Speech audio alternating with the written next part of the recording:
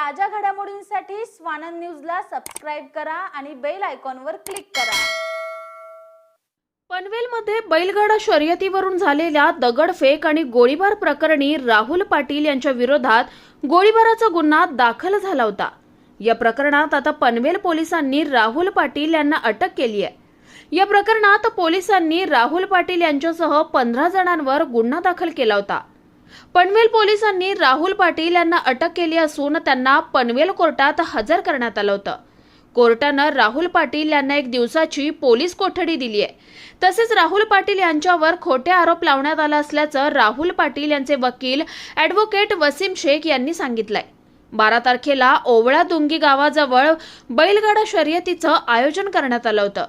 यावेळी शेवटची लढत ही कल्याणमधील गणपत गायकवाड गोळीबार प्रकरणातील जखमी राहुल पाटील आणि दुसऱ्या गटात सुरू झाली। अंतिम लढतीत राहुल पाटील यांच्या बैलाचा पराभव झाला। जिंकलेल्या गटाने आनंदात गुलालाची उधळण केली, मात्र पराभव पचवू न शकल्यानं राहुलनं गोळीबार केला। राहुल पाटील याला राग आल्यानं तिथेच धिंगाणा सुरू केला।